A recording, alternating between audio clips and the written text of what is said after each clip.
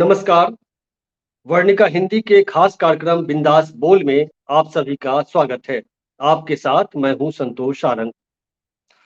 आज बिहार में सियासी सस्पेंस खत्म हो गया। नीतीश कुमार की अगुवाई वाली एनडीए सरकार ने बिहार विधानसभा में विश्वास मत हासिल कर लिया। विश्वास मत पर पहले ध्वनि मत से फैसला लिया गया, लेकिन नीतीश कुमार के कहने पर वोटिंग कराई गई। भले नीतीश कुमार ने विश्वास मत हासिल कर लिया हो, लेकिन तेजस्वी यादव के भाषण ने आम लोगों का दिल जीत लिया। ऐसी चर्चा हो रही है।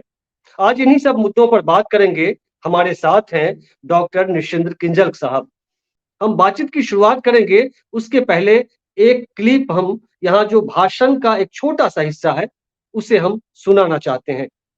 पहले तेजस्वी यादव के भाषण से हम शुरू करेंगे। आपको तो ये पता था कि कर्पूरी जी जब आरक्षण बढ़ाए थे, उनकी सरकार थी, तो जनसंघ जो था उस सरकार में था।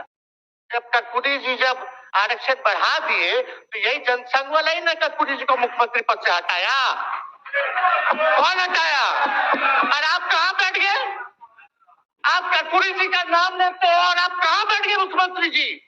और वही जनसंघ वाले, भाजपा वाले कहते थे, क्या बोलते थे, आरक्षण कहाँ से आई, कहाँ से आई? कर्पूरी जी हम नहीं बोलेंगे, नहीं बोलेंगे। ये तेजस्वी यादव का भाषण आपने जरूर सुना होगा। पहली बार हाल के दिनों में जो राजनीति में जो भाषण दिए जाते हैं, तमाम लोगों को इन्होंने धोया एक तरीके से, बहुत सम्मानजनक तरीके से। नीतीश कुमार हो, सम्राट चौधरी हो, विजय सिंह हो, या बाकी जो सदस्य हैं, जीतन राम मांझी पर भी उन्होंने ये किया, अमित शाह से लेकर मोदी साहब पर भी। तेजस्वी यादव के इस भाषण में जो कुछ भी जो बातें आई हैं, उस पर मैं आपकी टिप्पणी चाहता हूं। संतोष जी, आज विश्वास मत प्राप्त हो गया एनडीए की सरकार को बिहार में, और कई दिनों से जो एक ऊहापोह की स्थिति बनाई गई थी और मीडिया में खास करके अधिकतर इस जो अभी जो वाकया था, पहली दफा ऐसा मुझे देखने में लगा और आपने भी महसूस किया होगा। यूं तो देश में मीडिया एक तरह से दो भागों में बटा हुआ है। एक है आपको गोदी मीडिया, जिसे आप कहते हैं, जो कि नरेंद्र मोदी और अमित शाह की आंख मूंद कर प्रशंसा करता है, और एक मीडिया जो उनके विरोध में खड़ा रहता है। ये पहली बार ऐसा देखा गया है विगत 5-6 साल या पिछले 8-9 साल में कि नीतीश कुमार पुनः मुख्यमंत्री नहीं बने या नहीं बनेंगे, ऐसा एक नैरेटिव गढ़ा गया। और यह नैरेटिव लगातार चल रहा था कि जीतन राम जी मुख्यमंत्री बनने वाले हैं, नीतीश कुमार इस्तीफा देने वाले हैं, राष्ट्रपति शासन लगने वाला है, या खेला होने वाला है। ऐसे ही फला ढिमकाना बहुत लगातार चल रहा था। कहीं से यह नहीं लगता था कि इसके पीछे तथ्य क्या है। खैर, इसका पटाक्षेप हुआ, ये बिहार के लिए अच्छी बात है। आपने बात कही है पहले तेजस्वी यादव के भाषण की। मैंने भी सुना है तेजस्वी यादव के भाषण को। निश्चित रूप से तेजस्वी यादव के भाषण में पहले की अपेक्षा अधिक परिपक्वता दिखाई दे रही थी। आज के भाषण में कई दफा उन्होंने कहा कि आप मेरे नीतीश कुमार को संबोधन करते हुए उन्होंने कहा कि आप पिता तुल्य हैं या अभिभावक तुल्य हैं, लेकिन यह सिर्फ कहा, लेकिन उनका व्यंग और राजनीतिक कटाक्ष वो यथावत जारी रहा। और उनके बॉडी लैंग्वेज में कहीं से वो जो एक जो कहते हैं विनम्रता, वो बॉडी लैंग्वेज में नहीं था। भाषण के शब्दों में भले ही वो दिखलाना चाह रहे थे, लेकिन बॉडी लैंग्वेज में वो नहीं था। खैर, ये बात जरूर है कि राजनीतिक रूप से उन्होंने सम्राट चौधरी, विजय सिन्हा, जीतन राम मांझी और यहाँ तक कि नरेंद्र मोदी और साथ में नीतीश कुमार जी, सभी लोगों के खिलाफ में उन्होंने बिंदुओं को एक एक करके रखा। और यह दर्शाता है कि उनमें पहले के मुकाबले राजनीतिक सूझबूझ और परिपक्वता बढ़ी है, इसमें कहीं दो राय नहीं है। लेकिन एक बात जब उन्होंने कर्पूरी ठाकुर की बात की कि आप कहाँ बैठ गए, कर्पूरी ठाकुर की सरकार को जिन लोगों ने गिराया, आप उनके साथ जाकर बैठ गए। मुझे जहां तक याद है, उनके पिता लालू प्रसाद जी जब 1990 में मुख्यमंत्री बने थे, उस समय भारतीय जनता पार्टी के सहयोग से मुख्यमंत्री बने थे 90 में। और जब 1977 में पहली बार जब लोकसभा चुनकर गए थे छपरा से, उस समय जनता पार्टी थी चक्र हलधर और उसका एक कंपोनेंट हुआ करता था जनसंघ, उसी से वो पार्टी बनी थी। तो वो जनसंघ का और आरएसएस का भी वोट उसमें लगा था, जिससे लालू प्रसाद जी पहली बार लोकसभा गए थे 1977 में। और जब पहली बार मुख्यमंत्री बने थे तो उसमें उन्हें भी जनसंघ और आरएसएस के सहयोग से वो पहली बार मुख्यमंत्री बने थे। अब आइए कर्पूरी ठाकुर की बात करते हैं। कर्पूरी ठाकुर जी के बारे में ये जरूर है, मैं भी उस समय लंगट सिंह कॉलेज का छात्र था। कर्पूरी ठाकुर ने जब 1978 में आरक्षण का जो जो कानून सामने लाए मुंगेरी लाल जी के आयोग के बाद में, तो उस समय ये बात निश्चित रूप से चलती थी कि आरक्षण कहाँ से आई, और बहुत गंदे शब्दों का प्रयोग लोग करते थे। और मैंने देखा है कॉलेज में कैसे उपद्रव होता था। लेकिन उसी समय यह भी एक सच्चाई है कि कुछ लोग ऐसे भी थे राजनीति में, कर्पूरी ठाकुर जी की पार्टी में लोग थे, बोलना नहीं चाहिए, ये लोग उन्हें पीठ पीछे हंस के मखौल उड़ा के कपटी ठाकुर कहा करते थे। अब ये कौन लोग थे, ये मैं यहाँ खोलना नहीं चाहता, लेकिन यदि आप पता करेंगे तो आपको पता चल जाएगा कि ये कौन लोग थे। ये मैं सिर्फ ऐसे नहीं कह रहा हूं, काफी सीनियर नेताओं ने सभी लोगों ने इसकी तस्दीक की है। मैं निष्कर्ष में ये आना चाह रहा हूं कि आज के तारीख में, मैंने पहले भी कहा है कि आज के तारीख में जहां पर राजनीति आके खड़ी हो गई है, चाहे वो बिहार की राजनीति हो या फिर भारतवर्ष की राजनीति हो, आज के राजनीति में पहले के गठजोड़ों का, पहले के बयानों का, किसने किसके बारे में क्या कहा, किसने किससे क्या वायदा किया, ये दौर करीब करीब खत्म हो चुका है। कमिटमेंट की बात, किसी निश्चय की बात, कोई धारा की बात, कोई सिद्धांत की बात, मुझे नहीं लगता कि आज की तारीख में इस बात को कहने की स्थिति में कोई पार्टी या कोई नेता है, मुझे नहीं लगता। तो इसको मैं यहीं पर इस मसले को खत्म करना चाहता हूं संक्षेप में, कि तेजस्वी ने पहले के मुकाबले परिपक्वता निश्चित रूप से दिखाई और भाषण दिया, लेकिन उनके बॉडी लैंग्वेज में वो विनम्रता मुझे नहीं दिखाई दी। आगे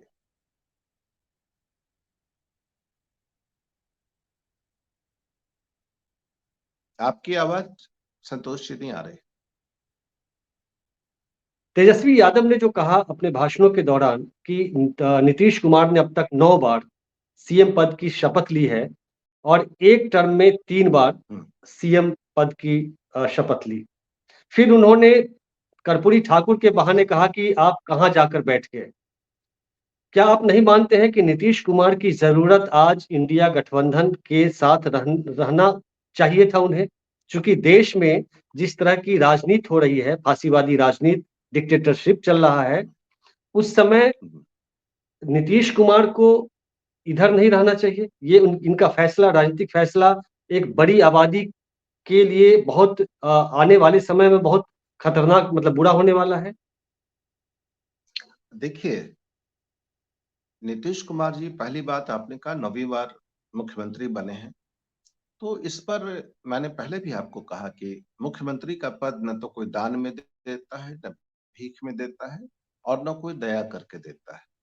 यदि वो मुख्यमंत्री बन रहे हैं बार बार, तो ऐसा तो नहीं कि आप, हम, तेजस्वी और कोई आदमी चाहे तो मुख्यमंत्री बन जाए।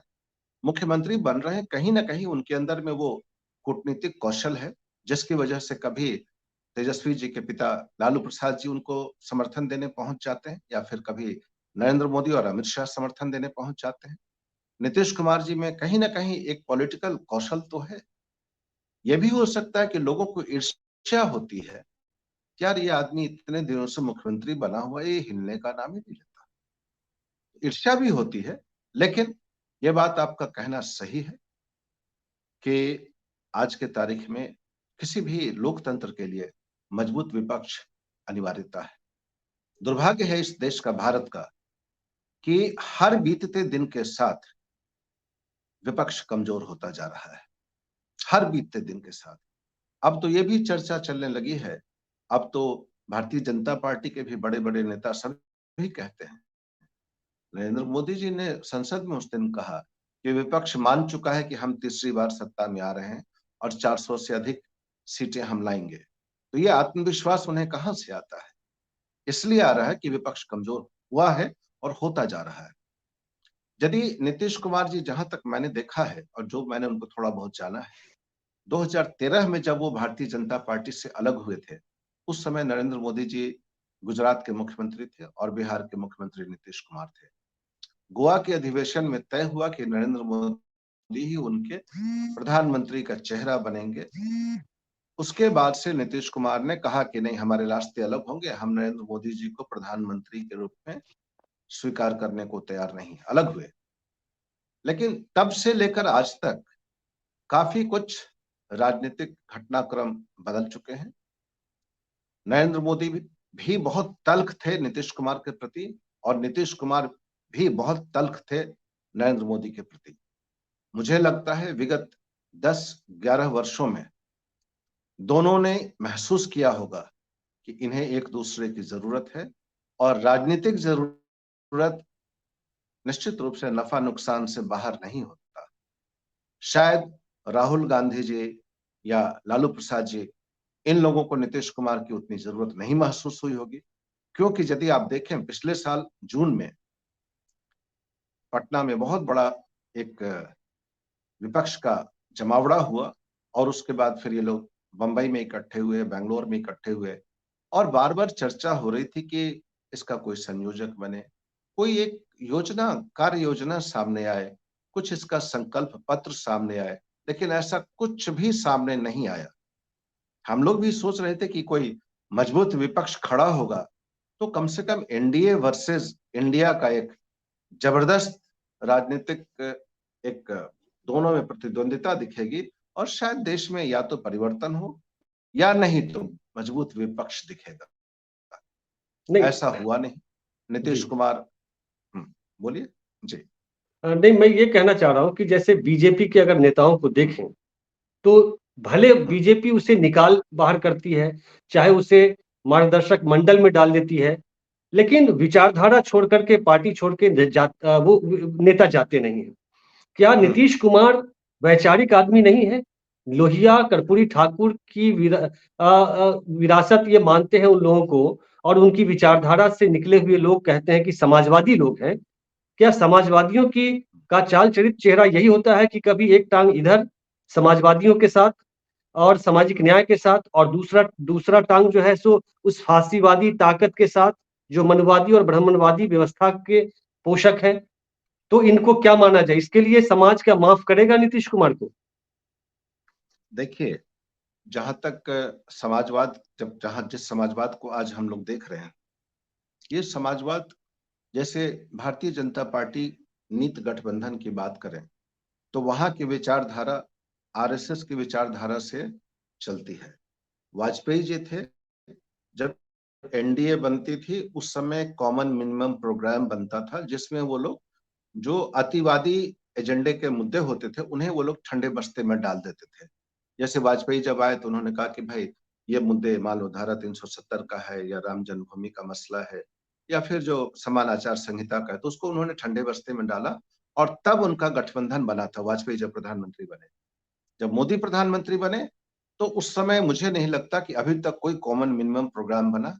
वहां जितनी भी पार्टियां जाती हैं वो बिल्कुल समझिए कि उनका लोप हो जाता है, उनका सिद्धांत का लोप हो जाता है।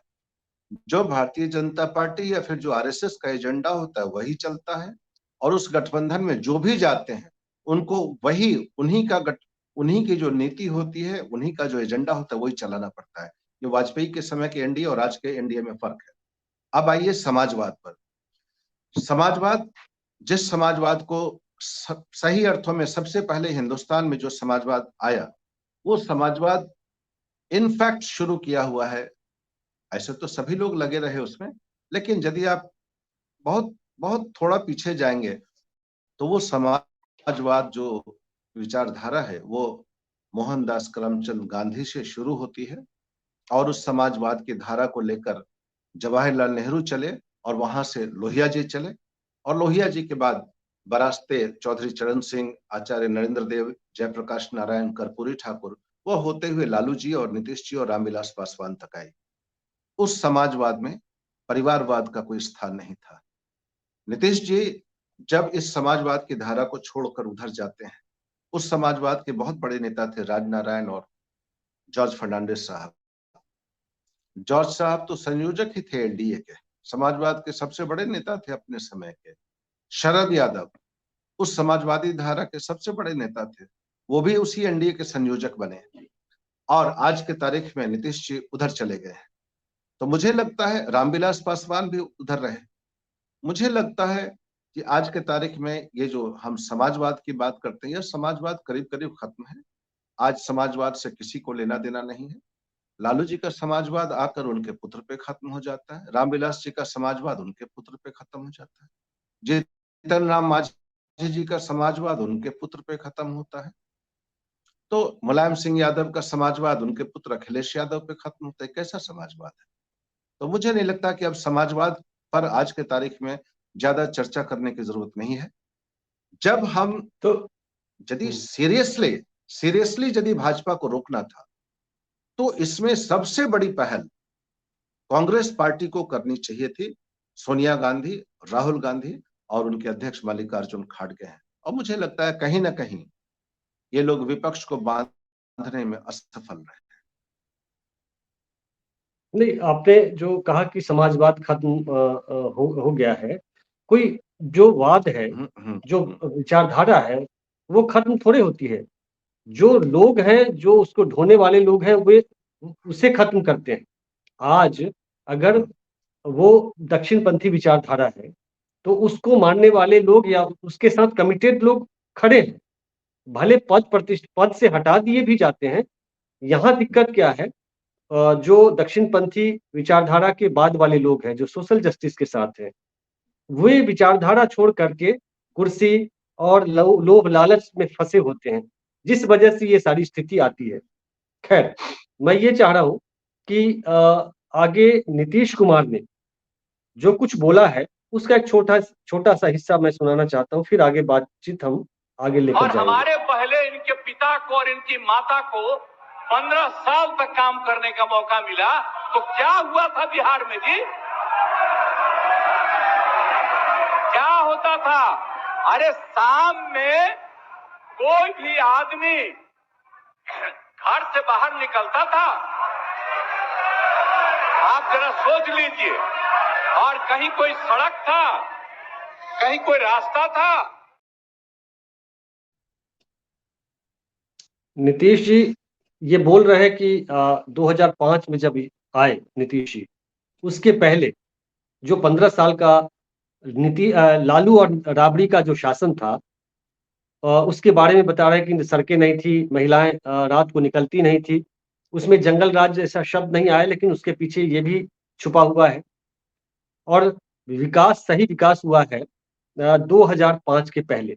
तो मैं ये चाहता हूं आपसे कि लालू और राबड़ी के शासनकाल में जो कुछ हुआ, ये जब भाजपा के साथ चले जाते हैं तब याद आती है ये सारी चीजें। फिर इधर महागठबंधन के साथ चले आते हैं तो वो सब कुछ ये हो जाता है। तो मैं चाह रहा हूं कि लालू और राबड़ी के कार्यकाल में सड़कें कैसी थी, और उसके पहले, लालू से पहले क्या सड़कें चमाचम थी, जगन्नाथ मिश्रा या उसके पहले, या जंगल राज जो कहते हैं उसको लेकर के। तो मैं ये चाह रहा हूं कि वो लालू राबड़ी के रीजन को लेकर के जो कुछ नीतीश कुमार ने कहा है और अपने विकास की बात कही है, और लालू से पहले का जो रीजन रहा है, इसको कम शब्दों में थोड़ा सा इस पर आपकी टिप्पणी मैं चाहता हूँ। देखिए, यह कहना कि 2005 के पहले के 15 साल जो लालू यादव जी और राबड़ी देवी मुख्यमंत्री रही, उस काल में काम नहीं हुआ, ये बिल्कुल आप एक अलग चश्मे से नीतीश कुमार जी देख रहे हैं और एक अलग नैरेटिव की बात कर रहे हैं। 1990 से लेकर 2005 तक जो जनता दल और उसके बाद में राष्ट्रीय जनता दल की सरकार रही, उस समय उस सरकार के सामने सबसे बड़ा मुद्दा था गरीबों के पास या कमजोर वर्गों को आवाज देने की बात थी। जब लालू प्रसाद जी ने जब सत्ता संभाली थी, उस समय गरीब वर्ग, सामंती वर्ग के सामने बिल्कुल नतमस्तक था। उसे कहीं अपनी बात को रखने तक की जगह नहीं थी। तो उस समय जो सबसे जरूरी चीज उन्होंने किया कि छोटे कमजोर वर्गों को उन्होंने शक्ति दी, बोलने की शक्ति दी, सिर उठाकर चलने की शक्ति दी। ये लालू प्रसाद जी और राबड़ी देवी के समय की एक पहचान है, इसमें कोई दो मत नहीं है। स्वाभाविक है, अपने अपने कारणों से नैरेटिव बदल जाते हैं। नीतीश कुमार जी अभी चले गए हैं भारतीय जनता पार्टी के साथ, तो पहले भी जब 2005 में आए थे तो यही नैरेटिव आता था कि पहले क्या होता था। रही बात जंगल राज की बात, तो जंगल राज आप देख लें कि वो तो महाराष्ट्र में चल रहा है, जहां की आराम से एक विधायक मार रहा है, कॉर्पोरेट जाके फेसबुक लाइव में गोली मार रहा है। खैर, तो उस समय जो लालू जी और राबड़ी देवी की सरकार बनी, वो गरीबों के और कमजोर वर्गों के सशक्तिकरण का एक काल था, इससे कोई इनकार नहीं कर सकता। मुझे नहीं लगता है कि मुख्यमंत्री नीतीश कुमार जी भी इस बात से इनकार करेंगे, भले वो सामने आके इस बात को न कहें, लेकिन उनका दिल भी मानता होगा। और ये भी तय है, उसी लालू राज या राबड़ी राज को खत्म करने के लिए ही भारतीय जनता पार्टी और एक जो अभिजात्य वर्ग है या सामंती वर्ग है, इन लोगों ने नीतीश कुमार जी को आगे किया और इनके पीछे खड़े हो गए।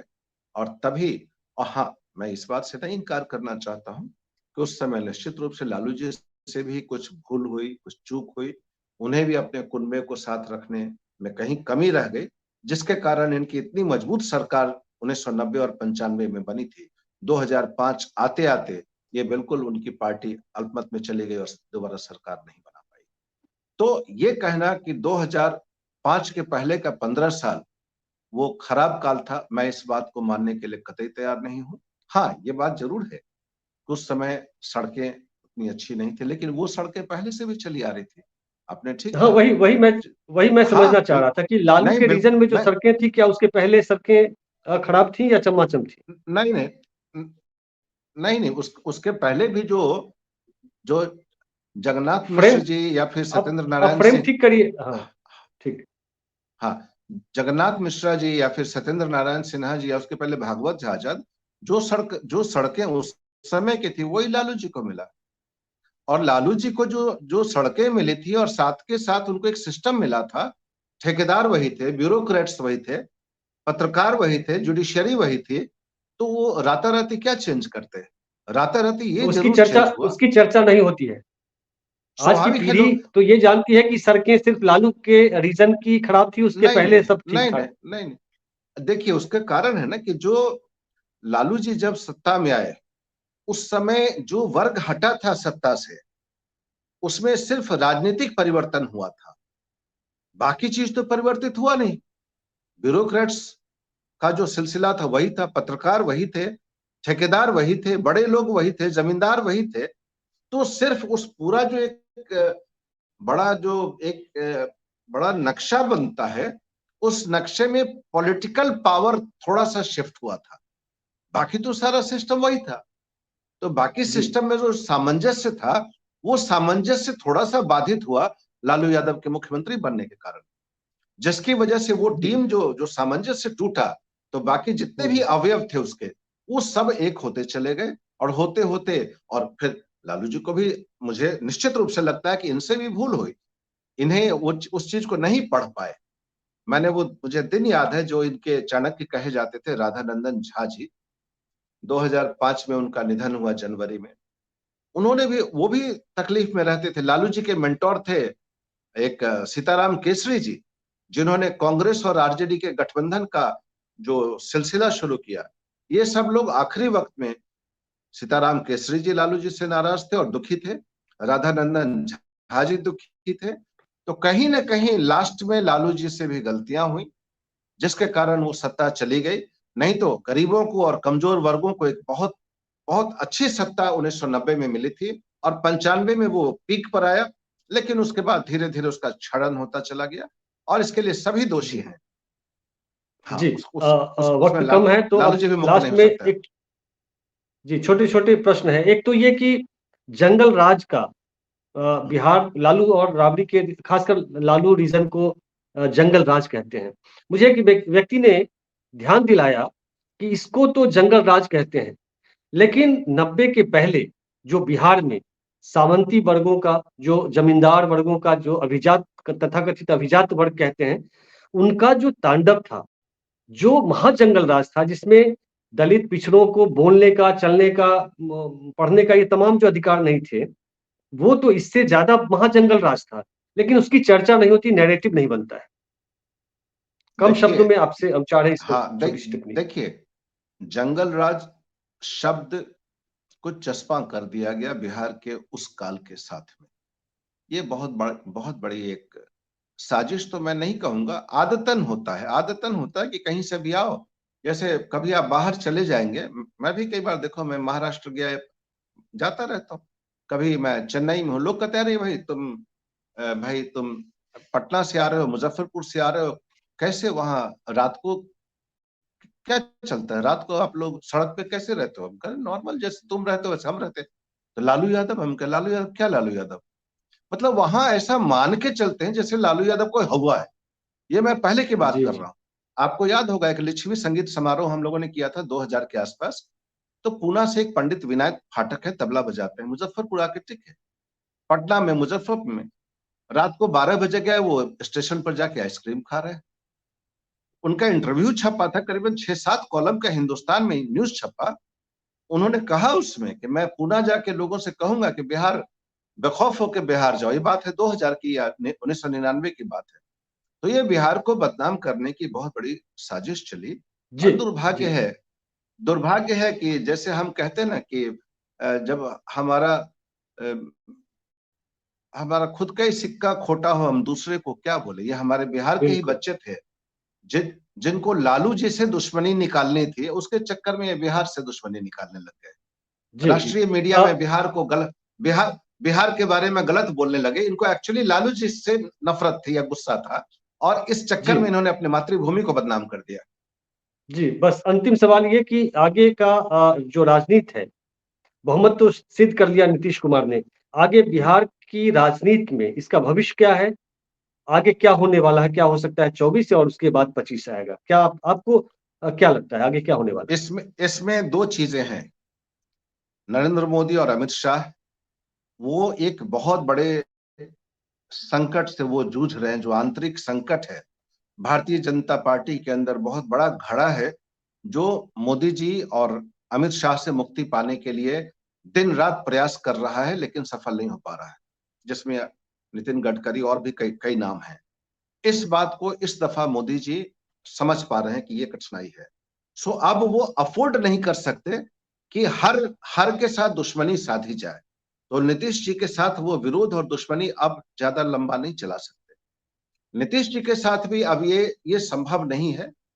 ये भी बहुत ज्यादा सिद्धांतों पर बैठ के कि हाँ, दक्षिण पंथ को नहीं मानेंगे, ये पंथ नहीं मानेंगे, वो पंथ नहीं मानेंगे, इसके लिए अब इनके पास भी गुंजाइश नहीं है।